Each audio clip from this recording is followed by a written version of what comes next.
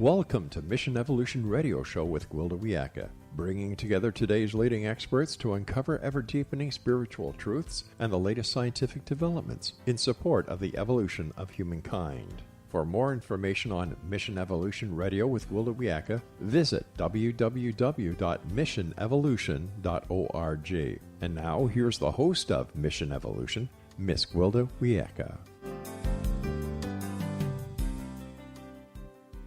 Hello, dear friends, and welcome to Mission Evolution Radio Show, where we share innovative thoughts and explore deepening truth in support of the path to unity and enlightenment. I'm your host, Gwilda Wiyaka. This hour, we'll be looking at evolution of consciousness. It's fairly clear that the old ways are rapidly failing as we're confronted with the threat of global climate change, mass extinction of species, gross overpopulation, and unstable global political relations. It would appear our consciousness desperately needs to evolve beyond our current beliefs and tactics quickly, if we're to survive. Yet, evolution is a very complicated business. It requires totally rethinking our entire concept of what is and is not possible, as, quite frankly, from the current perspective, we're already out of time. We've created and continue to propagate a very monodimensional reality, one based on false history and group fear of a grim future. Diric's equation, which is mathematically consistent, demonstrates that causality is located equal parts past and future, with the waves propagating towards the present. This multidimensional concept has some very interesting implications. It would imply that our reality originates from equal parts past and future and manifests in the present. How does widespread practice of history being rewritten by the winner of the latest war, combined with group victim mentality that the future is something set in stone, impact our present experience? Can we actually transform our world by embracing a more multidimensional concept of reality? Our guest this hour, Sean Kelly, is a professor of philosophy, cosmology, and consciousness at the California Institute of Integral Studies. He's the author of Coming Home, The Birth and Transformation of the Planetary Era, co-editor of the Variety of Integral Ecologies, Nature, Culture, and Knowledge in the Planetary Era, and co-translator of Edgar Morin's Homeland, Earth, a manifesto for the new Millennium. Sean's teaching and research are inspired by the conviction that many of us are being called to participate actively in the awakening of Gaia, our planet home, guided by the twin virtues of wisdom and compassion in service of the Earth community. His website, www.ciis.edu/PCC. Sean, thanks so much for joining us on Mission Evolution. My pleasure, Gwilda. We seem to be at a major crossroads as a species and a planet, and some people are convinced that we're doomed, while others anxiously await deliverance through what's being called singularity. Where do you stand on this one? Well, I stand alternately in great perplexity, wonderment, and fear. But no, in all seriousness, I try to stand in the middle space between seemingly irreconcilable opposites, because the indications, on the one hand, are undeniably grim. Not a week passes that a new report is issued, as you know, announcing ever more dire progress or regress, if we can say that more accurately, along environmental lines, political, social, economic, and so on. On the other hand, although it doesn't get quite as much coverage, there's so many exciting things happening in technology and renewable energy and social movements, communications, and so on, that there are grounds for hope. So I'm poised, like so many people, between being drawn by these glimmers and lures of hope for a better world, and on the other hand, very strong indications that it is too late. So that's sort of where I stand at the moment. But I guess I would say that I have come to accept that regardless of whatever indications we might get on either side, the situation is one of radical uncertainty. It's intrinsically impossible to predict which way it's going to go. And that's a very difficult place for us to be in, but I think it's the one that we're being called to be in, is to embrace radical uncertainty for the moment. Well, yeah, and from that place, we can possibly conjure a third option rather than being stuck in one polarity or the other. That's right. That's right, because the temptation, of course, is when faced with complexity, is to simplify, and that means running towards one alternative that seems to hold the promise of getting us out of that tension of opposites. Mm-hmm. Mm-hmm. What exactly is singularity? Well, the idea of singularity, I mean, it comes out of astrophysics. It comes out of cosmological physics, mathematical cosmology to begin with, and refers on the one hand to the nature of black holes, and also to the initial conditions of the universe as far as we can determine it. If you start with the empirical fact of cosmological expansion, which we get from observing redshift of stars and so on, if you run that backwards in time, you get to a point where all of the matter energy of the universe would have been concentrated in an infinitely dense point, which is described mathematically as a singularity. That's also, those are the same conditions that hold at the center of black holes. So that's where the idea comes from, but it was adopted by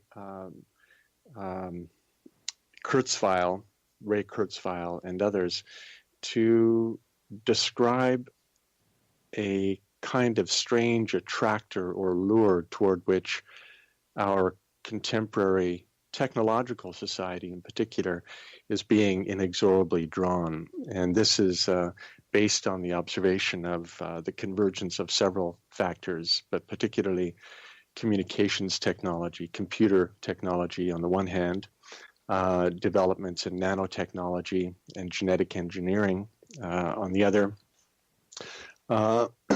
And all of these are experiencing a kind of exponential growth, which if you project it forward in this case, instead of projecting it backward as in the cosmological singularity, if you project these exponential curves forward in time, you get to a point, literally a point where they converge. And okay. So it's like you meet yourself. We start moving so fast, we meet ourselves coming and going, and you end up back in one. That's right. And so the hope is that with this exponential growth in technology, artificial intelligence, sorry, that was the third main area.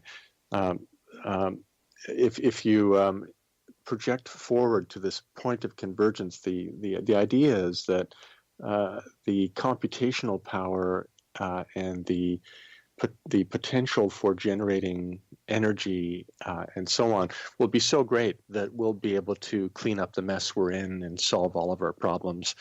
So Kurzweil and others used to point to 2045 or 2050 as a likely point for the singularity. I'm not sure whether they're pushing it forward or not, but so that's the idea of the singularity as it's spoken of in transhumanist circles, so-called. Well, it seems like all through history we've been at the end of days. Are we really at a more critical point in history than in times past? Well, I would say yes, in this sense, at the very least. We are the first human beings to be alive during a mass extinction event. So the mass extinction of species that is quickly accelerating in our time is the sixth mass extinction that the planet has seen. And the last one that happened 65 million years ago. So that was, at least 60-some million years before the first humanoids were around on the planet. So this is at least that we know. Well, that we know of, yeah. I mean, the consensus view.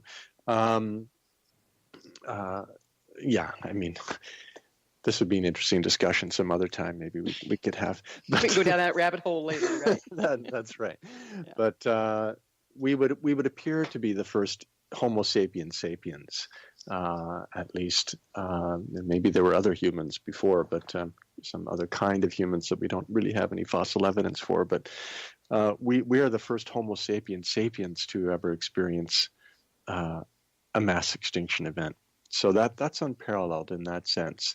There's so many other indications that we are in a time that has never been witnessed before. Although, it's conceivable, and I think it's probably the case, that past cultures intuited this kind of time with their idea of end times, whether it was Christian or Viking or Hindu. They all you find a conception of an end of an evolutionary cycle in all of the great traditions, but we are actually in one right now.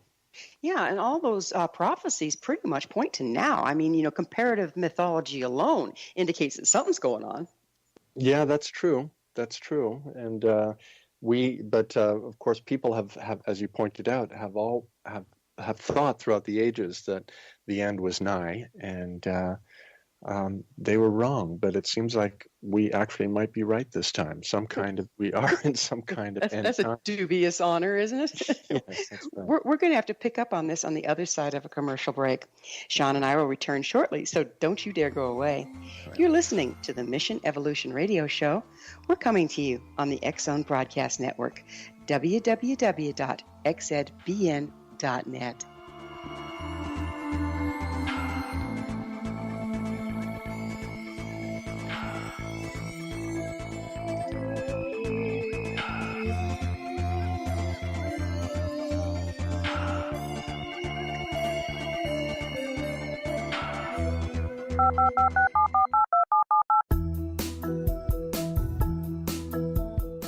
Did you know that when you're on the road with limited data or Wi-Fi, you can still listen to the X-Zone Radio Show with Rob McConnell, The Science of Magic with Gwilda Wiyaka, X-1, Dimension X, Space Patrol, and every minute of the X-Zone Broadcast Network by calling 213-401-0080, courtesy of Audio Now. No smartphone, app, or internet needed. It saves your data plan, and it's free if you have unlimited minutes. Call 213-401-0080 to listen on any phone, anytime, anywhere. Remember 213-401-0080 for the best of the paranormal, parapsychology, and sci-fi radio programming anywhere, 24/7, 365.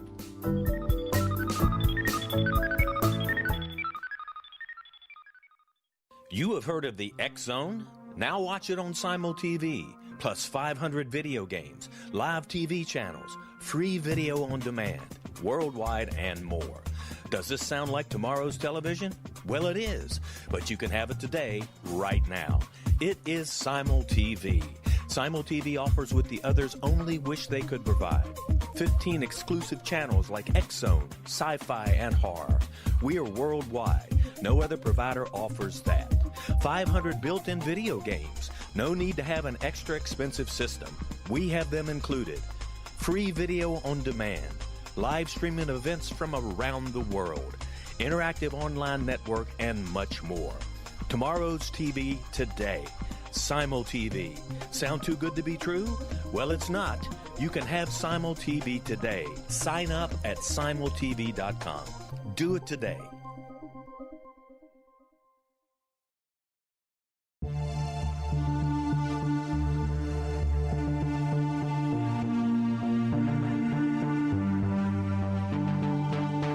We live in rapidly shifting times of extreme volatility and uncertainty. Such profound change brings a unique opportunity for the evolution of consciousness. I'm Gwilda Wiyaka, host of Mission Evolution Radio Show, a program that explores the latest scientific developments and deepening spiritual truths supporting human evolution. Join me on xzbn.net, where I interview leading experts in science, physics, medicine, spirituality, and more. By applying divergent viewpoints to leading-edge topics, we uncover expansive and evolutionary truth to assist you on your path to enlightenment. More information and past episodes are available at missionevolution.org.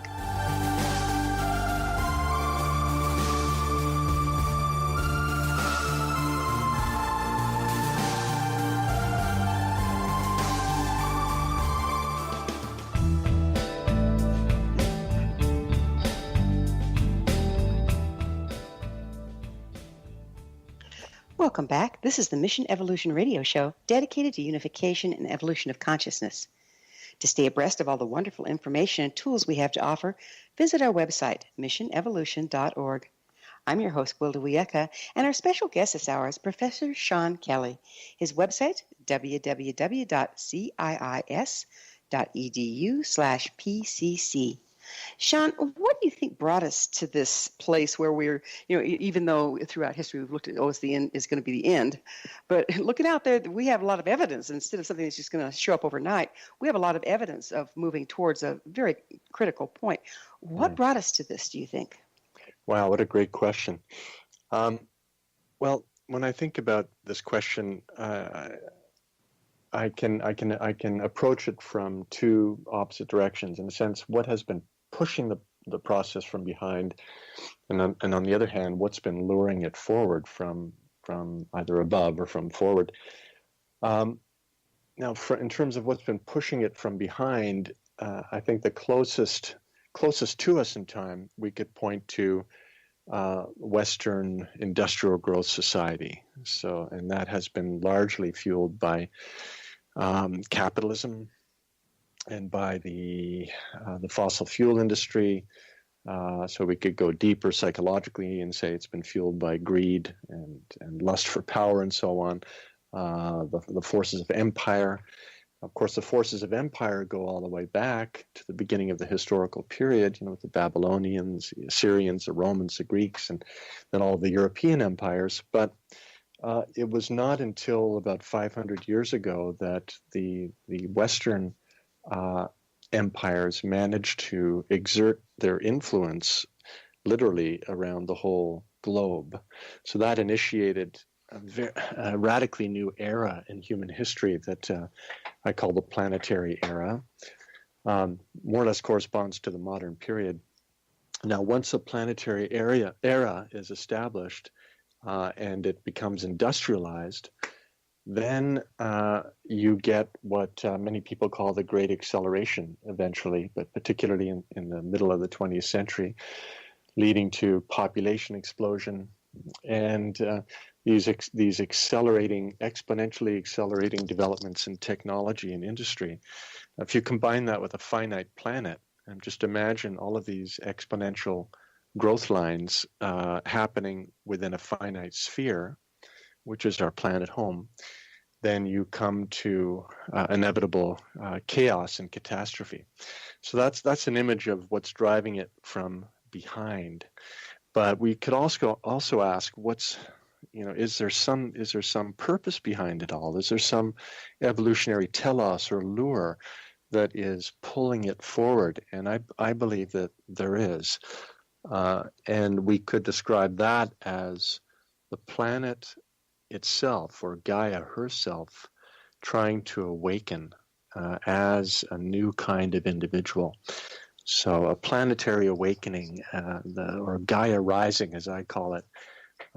This would be, to my mind, what's trying to happen from an evolutionary point of view. And the irony or the tragedy is that it seems to be requiring a planetary ecological and socio-political crisis, a planetary crisis for that awakening to happen. Well, isn't that because we're resisting the awakening on a certain level? We're trying to hold on to the old way of being? Yeah, I think that's true. And one can imagine that were it not, for instance, for the ecological crisis, people would not have come, at least on a mass scale, to the awareness that we live in an interconnected, a radically interconnected biosphere. People would be completely satisfied or unconscious within the boundaries of the nation state or their ethnic circles and so on. And we are, of course, many humans continue to live that way, but there is a countervailing pressure that is calling people to recognize our radical interdependence. Or that matter, trapped in our own little minds. Exactly. Yeah. Or a fragment of our own little minds, even. Exactly. Exactly. Sean, are there astrological influences propagating the current state of affairs? Well, there's certainly, we can certainly gain insight into our moment by turning to astrology and particularly so-called archetypal astrology, which is a form of astrology that is practiced by many members in my community, many people across the world actually, but it's associated with my colleague Richard Tarnas, who also teaches here at the California Institute of Integral Studies. And here I have to say that by astrology, I'm not talking about sun sign astrology, but about the empirically based evidence of nevertheless mysterious correlations between the angular positions of the outer planets in particular. So Uranus, Neptune, and Pluto on the one hand. So the correlation between the positions of these planets on the one hand and world events on the other. And when you look at what's going on in the world from that perspective, and you can do this by looking at Richard Tarnas's book, Cosmos and Psyche, we see some amazing things, namely that we are currently in a period that began around 2006 and will come to a close around 2020.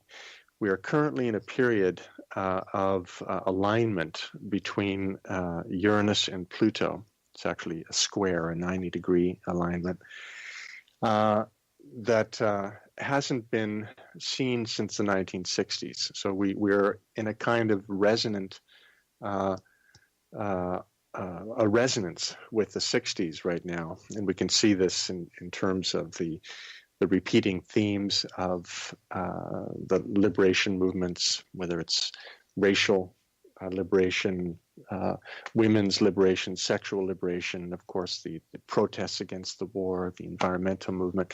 So many parallels between the 60s and now.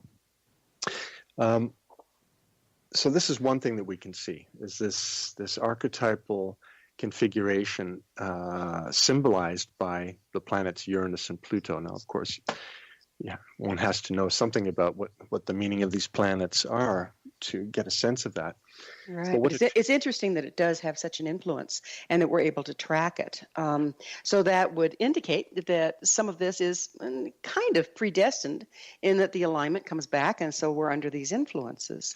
You're right. Now, now, so we can't help but think of it in terms of influences, but another way of thinking it would be like when the small hand and the big hand come together and on a clock and tell us it's noon. We don't think that the hands of the clock are causing it to be noon. They just tell us that it's noon. And similarly, we can look at these planetary alignments and get an indication of what the psycho-spiritual, or we could say archetypal landscape of the moment is, without necessarily thinking that the planets are causing it to happen. But it's a wonderful fact, nevertheless, that we can look above, as the ancient saying goes, and have a sense of what's happening below. As above, so below. Because we do live in a single cosmos, which is full of meaning and coherence. And this is the beauty of archetypal astrology. It gives us a way of reading symbolically the particular character of our moment, which, as you say, does repeat in the sense that it is cyclical, although each time the planets align themselves is not an exact repetition of what came before, but more in the mode of a kind of evolving melody that has kind of like a spiral. Yeah. So, every year we have winter, spring, summer, fall, but no two ones are ever alike. Exactly. And certainly no two sets are ever the same. Exactly. And it just shows of our interconnectedness again, doesn't it?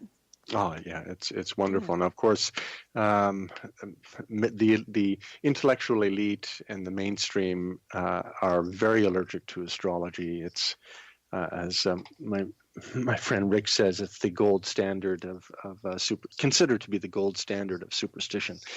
But one merely has to look at the evidence to see that there really is something going on there. Yeah, though the kings of old always had an astrologer on staff, and they listened to him too. That's true. Yeah. I believe it wasn't that king in Jerusalem that killed all the boy children because he had his astrologer told him that the one that was going to dethrone him had just been born.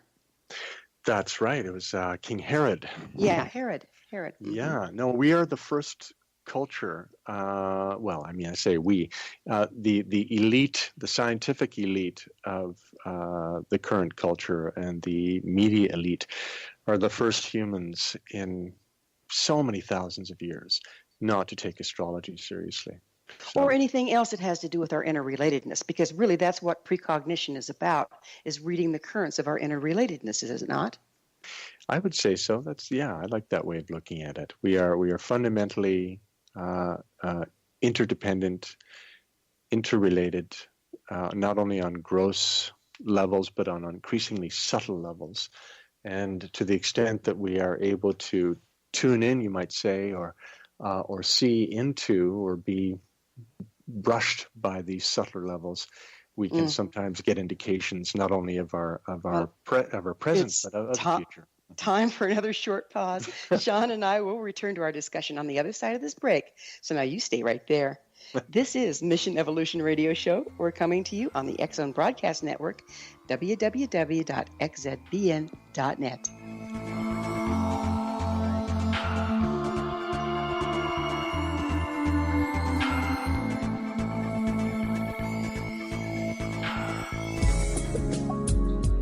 From our broadcast studios in Hamilton, Ontario, Canada, to the world and beyond, you're watching the X Zone Broadcast Network, www.xzbn.net.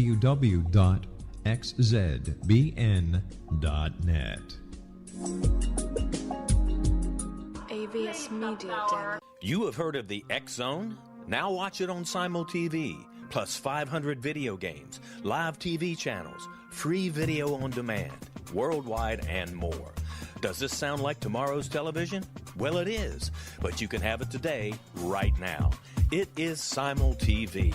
Simul TV offers what the others only wish they could provide. 15 exclusive channels like X-Zone, Sci-Fi, and Horror. We are worldwide. No other provider offers that. 500 built-in video games. No need to have an extra expensive system. We have them included. Free video on demand. Live streaming events from around the world, interactive online network, and much more. Tomorrow's TV today. Simul TV. Sound too good to be true? Well, it's not. You can have Simul TV today. Sign up at simultv.com. Do it today.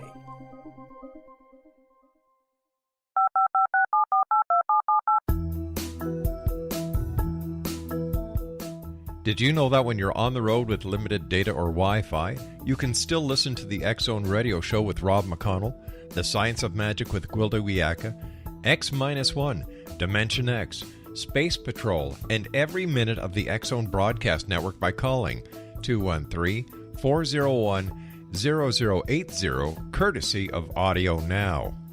No smartphone, app, or internet needed. It saves your data plan, and it's free if you have unlimited minutes. Call 213-401-0080 to listen on any phone, anytime, anywhere. Remember 213-401-0080 for the best of the paranormal, parapsychology, and sci-fi radio programming anywhere, 24/7, 365.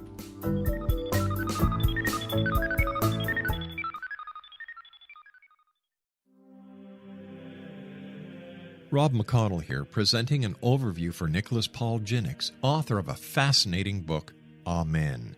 It presents facts revealed by Egyptologists, facts that enable us to understand why Amen is the beginning of creation of God.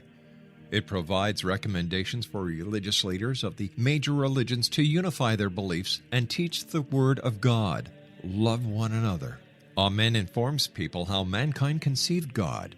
It was the Egyptians that developed the concepts of a soul, a hereafter, and Son of God. And finally, after the worship of many gods, they conceived the belief in one universal God, the maker of all there is. For more information, visit www.futureofgodamen.com. That's www.futureofgodamen.com.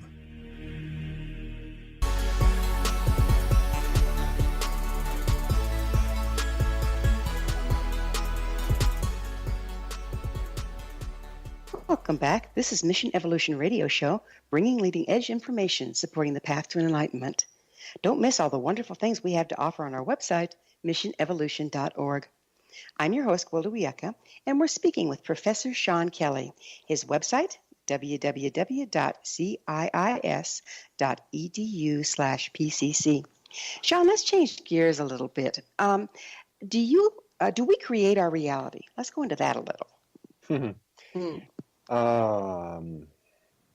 Well, I would have to say yes and no. And certainly we know from psychological research, scientific research on perception and so on that we create our reality in the sense that all perception is translation, you might say.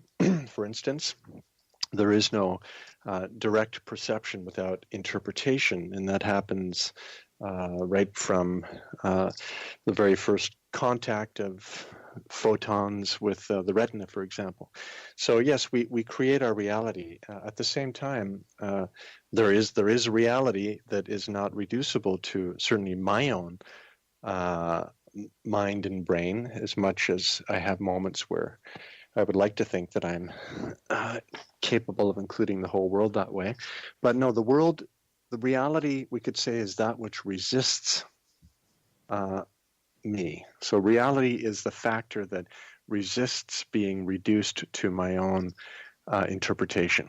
So they're both true. There is more than any individual perceiver, interpreter, and that more is always received and interpreted by an individual. So it's both. So then if we're looking for third options, once again, the more of us that are perceiving and have different perceptions, the larger of the whole we get. Yeah, I would say that, we could imagine we could imagine a growing number of individual perceivers and interpreters, which presumably could reveal more of reality. But that'll be true, even more true, to the extent that these individual perceivers, interpreters will be in a living dialogue with each other, where they can compare their perception and interpretations and start to resonate with each other in a kind of entrainment. Just imagine, but a conscious resonance. I mean, there's the resonance of a crowd, which we don't really want. That can lead to violence and unconsciousness and so on. But there's a different kind of resonance where people actually open themselves to the other, become vulnerable, and try to see the other without reducing them to their own projection. So that's a different kind of relationship. And when resonance happens through that kind of relationship, I do believe that more of reality reveals itself. And as more of reality reveals itself, do more options then show up? I believe so, yes. And could be the key to tomorrow, huh? Exactly. Yeah, options that we can't even imagine, because the reality is always more than we can imagine. And that's what we have to remember. Does the present indeed manifest from both the past as in the future, as Dirac's formula indicates? Well, I can only speak from my own experience. I know that philosophers are divided on this matter. Some people are vehement in their belief that the future does not exist. That there are potentials, there are possibilities that exist, but the actual future does not exist. Only the present exists, and the past, in a sense, exists. Then there are others that believe that no. From a fundamental point of view, all moments, past and future, exist in the form of an eternal present. So, in my own experience, I've definitely had what some people call experience of the fourth time, where past, what we normally think of as past and future, do seem to exist in a kind of living eternal present. So that's I have experienced that again and again. And so I'm convinced from that point of view that in some sense, what we normally call the future already exists. On the other hand, I don't believe that means, therefore, we don't have any choices to make in the present. Again, I think there's a fluidity, isn't there? I mean, even the past is fluid, because shamanic healing alone goes into the past and makes frequency corrections on an individual so that they can rewrite their future.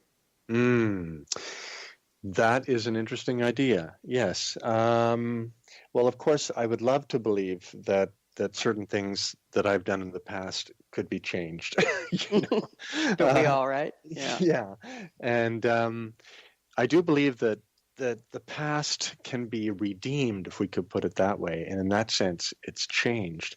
So what and I've had that experience that I thought something was the case in the past, but then my relationship to it changes, and in fact, the past actually changes in that sense. So, yes, I do believe it's fluid, as you say, and it's mysterious. I really can't say with any certainty, but I'll say this much, that I do believe that the past is fluid, as you say, and some things that we think are fixed are not necessarily fixed, and that they can be transformed. Yeah, like say, for instance, just let's entertain the thought that if we create our reality and the present manifests from both the past and the future, what impact does inaccuracies in our understanding of history have on manifestation? Yeah. Well, certainly the stories we tell ourselves about the past and the present as related to the past influence the decisions we make and how we move forward, and therefore create a different kind of past as we go along. So when we speak of the past and of the future, we're speaking in terms of story or narrative. I mean, the basic structure of a narrative is beginning, middle, and end. So we could say that there is no time, there is no past or future without the narrative that we give ourselves of that past and future. And in that sense, it's fluid, it's malleable, it can change. But I wouldn't want to I would want to avoid the trap of thinking, therefore, there's nothing beyond my story of what happened, because I think there's a danger of delusion and self-deception by going too far in that direction. Yeah, absolutely. And yet it's very fascinating how much influence or the native peoples traditionally, clear back the Aboriginals and before, put on storytelling and on dreaming, and how they believed that we dreamed our lives into being. It all kind of ties together in a funky kind of way here, doesn't it? Yeah, that's so true. And of course, when they talk about dreaming and dream time and so on, as you know, it's not how we in the late modern period have come to think of dreams as merely nonsensical brain activity that's limited to each of us individually. I mean, Thomas Berry, for instance, speaks of the dream of the earth. The title of his one of his books called The Dream of the Earth. So the Gaia, or the Earth herself, dreams, and for the Australian Aborigines, the dream time was actually pointed to that mode of consciousness where individuals participate in the ongoing dream of the Earth. Right, and by doing that, they were able to then be precognitive, figure out where they needed to be to find their next meal, that sort of thing. That's true. That's true. They participated in the bigger mind. We could sure use a little bit of that right about now, couldn't we? Oh, my God. Yeah, give me more. Please. We have a couple minutes left in this segment. You speak of the fundamental pattern of world history.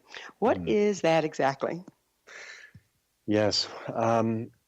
Well, I mean, of course, I didn't invent this, but there's a line of people, of figures who have intuited this deeper patterning, and the ones that have influenced me the most in this tradition are Carl Jung, on the one hand, who had a sense of how individual consciousness and collective consciousness evolves out of a state of initial unconscious identity through the differentiation of individuality, you might say the personal ego. And so that would be the second moment. And then the third moment that is luring the whole process, he spoke of in terms of the self, with the capital S, we would say in English, or the more compendious personality, the wholeness of consciousness, which is the goal towards which individual and collective life is striving. So the deeper pattern one, we could say, has three phases. Initial identity, which is also a kind of unconscious participation in the wider matrix. Second moment is the differentiation of individual consciousness, of particularity out of that matrix. And then the third moment is the more conscious, self-reflexive, dialectical relationship between the individual and the collective, between the ego mind and the creative matrix. So kind of like entering that larger dream we were talking about. Exactly, but, Yeah. but in a lucid way. So it'd be like so the goal would be, in a sense, to lucid dream, you might say. Well, we're going to have to pick up on lucid dreaming on the other side of a commercial break. Sean and I will be back shortly, so don't leave us now. This is Mission Evolution Radio Show on the X Zone Broadcast Network, xzbn.net.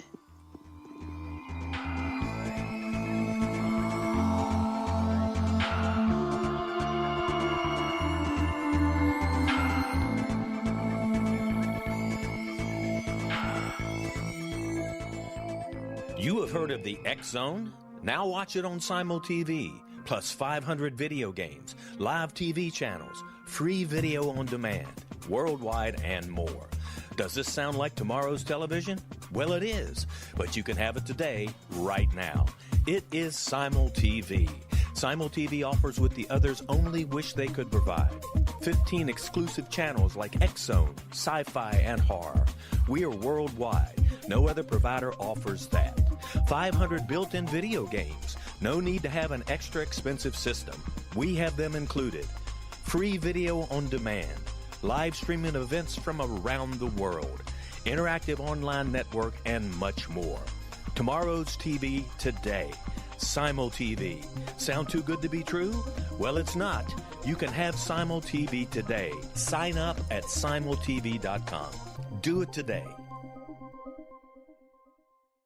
The new nonfiction book, Razor of Madness, is similar to cult movies like Clockwork Orange, Dragon's Tattoo, or The Other Side of Hell. Wayne Morin Jr. and Thomas Lee Howell expose widespread and systematic deficiencies in this thought-provoking tell-all novel. Mind control rages among scholars in law schools. Human rights are ignored while thought reform and mental manipulation are accepted practices used as behavior modification. Dr. Louis Jolyon West comes to mind.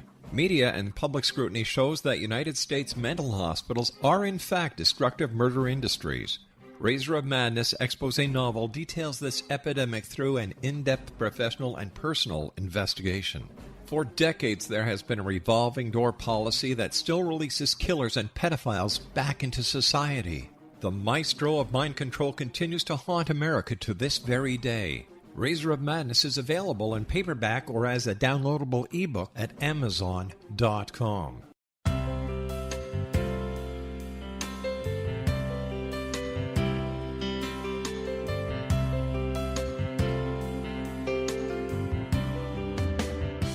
The concept of a new age has been around since the late 19th century, yet much of its original meaning has been lost. What exactly is the new age? Is it a religion, a collection of obscure esoteric practices, a series of doomsday predictions, or an astrological event? The New Age Chronicles is a unique, complementary publication bringing reason and grounded information to separate fact from fiction. chock full of valuable information to support you as we make the monumental shift into the new era. You won't want to miss a single innovative issue. The New Age Chronicles newspaper is coming soon to www.newagechronicles.com.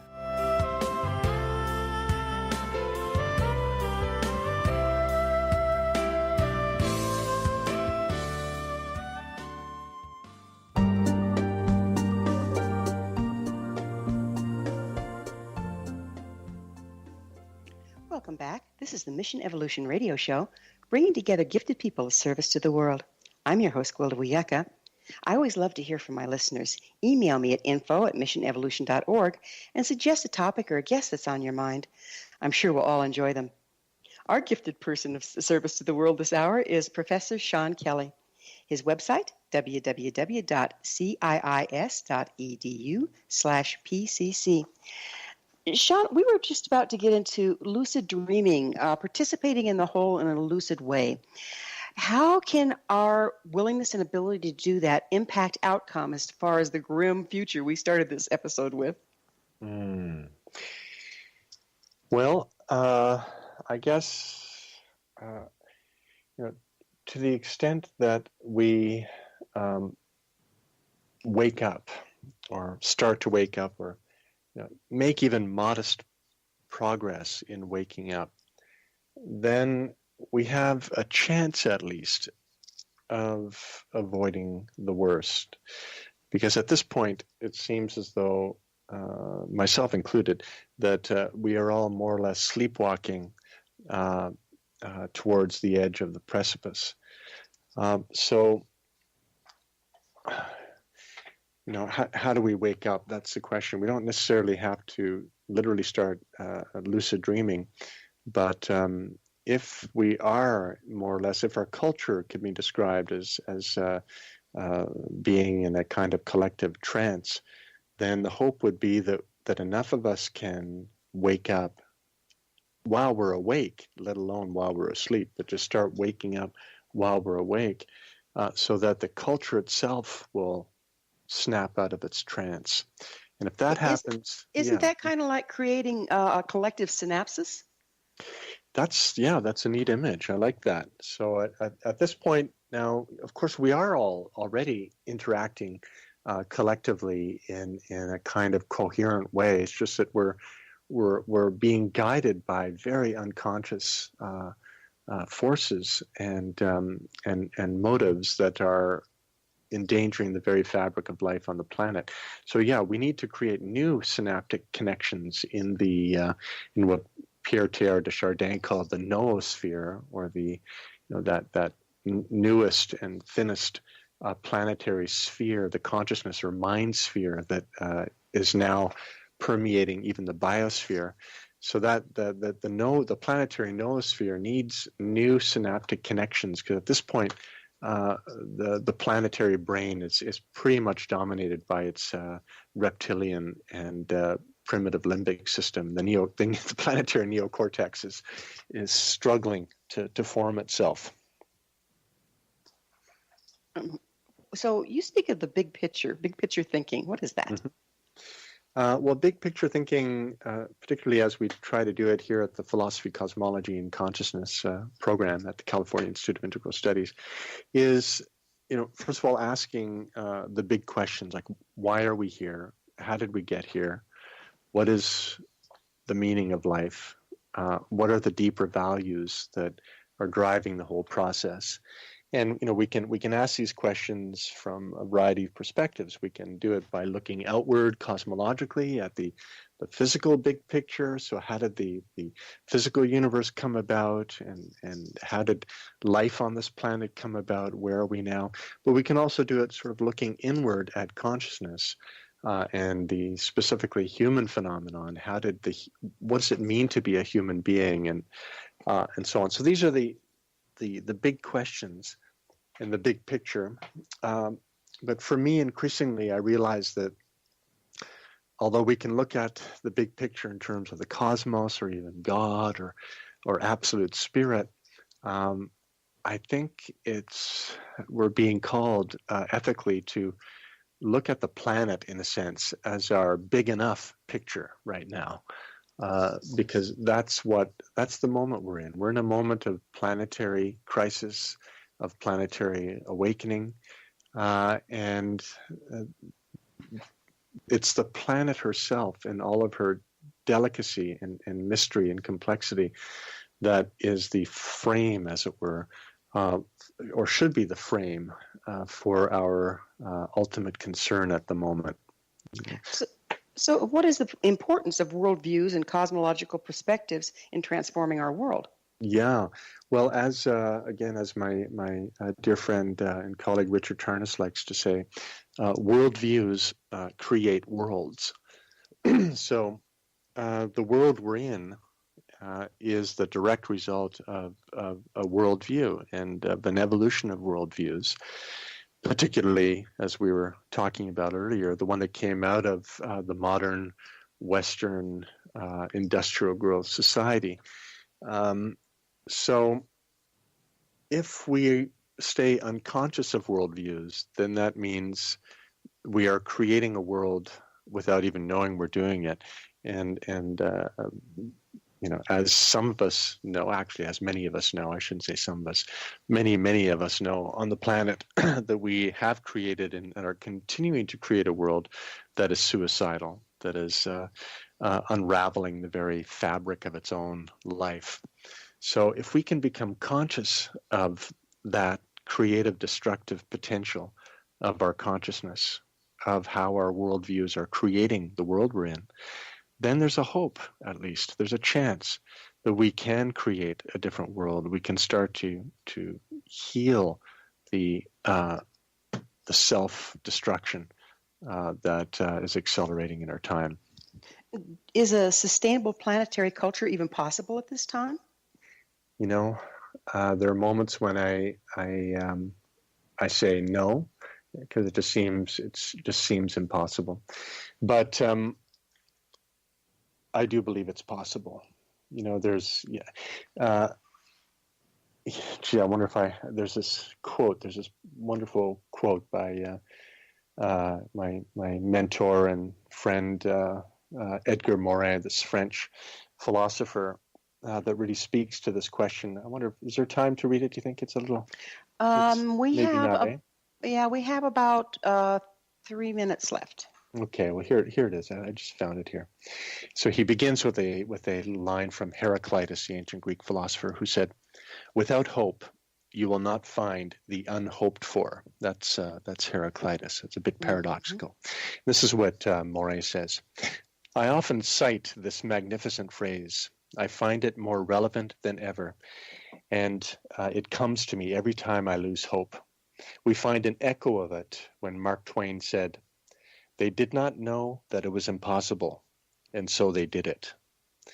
I believe profoundly that one must hope for the unhoped for, or at least hope for the improbable.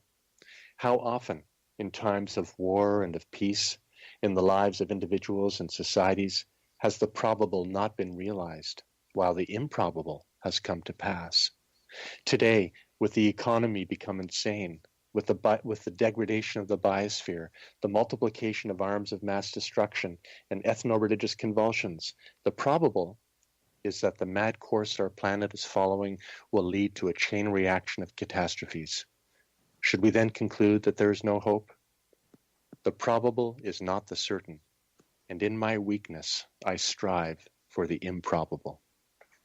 That's very beautiful. Yeah, good answer to that question, sir. Yeah, so it's like you're saying hope equals vision, and vision affects the future.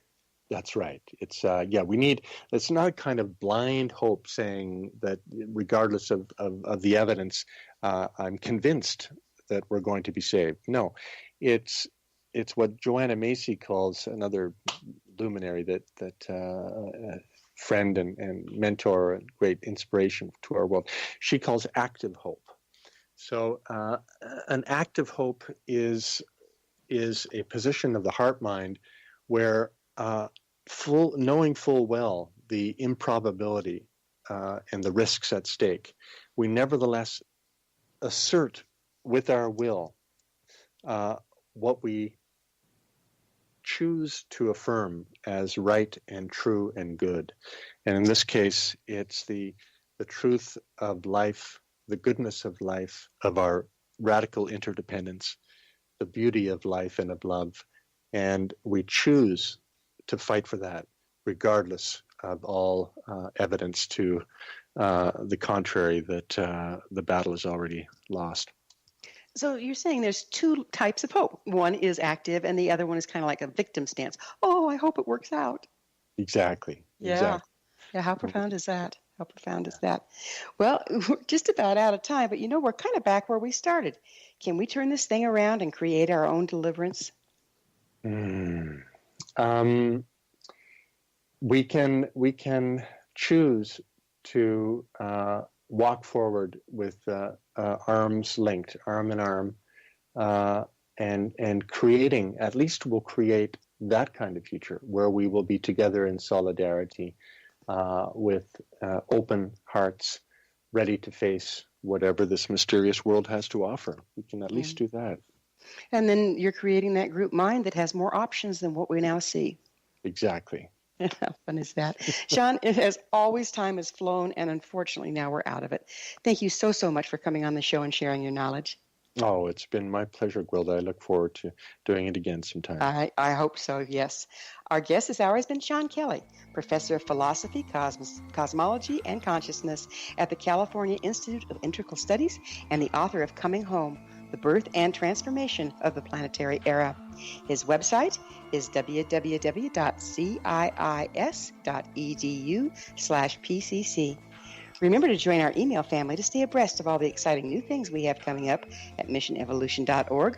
This has been Mission Evolution Radio Show with Gwilda Wiyaka on the X-Zone Broadcast Network, www.xzbn.net.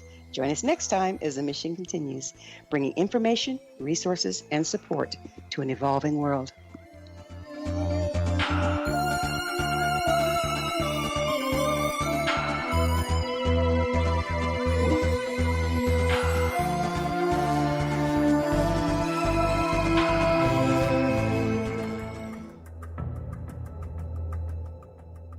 Modern Esoteric, Beyond Our Senses by Brad Olson, consummates the lifeology story about where humanity originates. It is the lost continents, the primitive wisdom, the mythos of creation, and the rethinking of ancient history as we are taught in academia. There is much more to the story than what we have been told. As this is the first book in the Esoteric series, Modern Esoteric starts at the beginning of time and accelerates up to this modern age. Future Esoteric is book 2 in the series and takes a forward-looking position ahead of today with an open and honest examination of the ET issue and various unexplained phenomena. To discover the writings of author Brad Olson, visit www.bradolson.com. That's www.bradolson.com.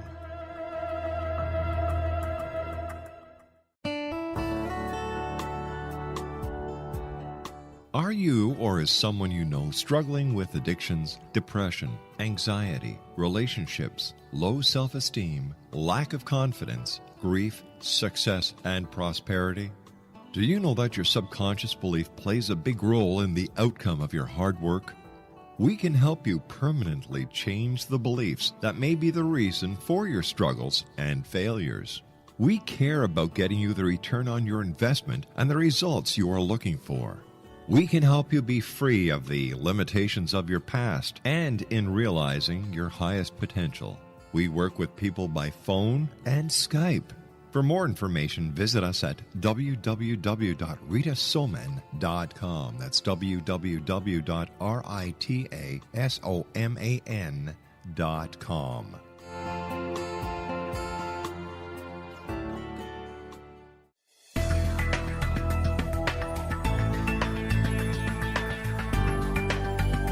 Do you think you have energy problems in your home?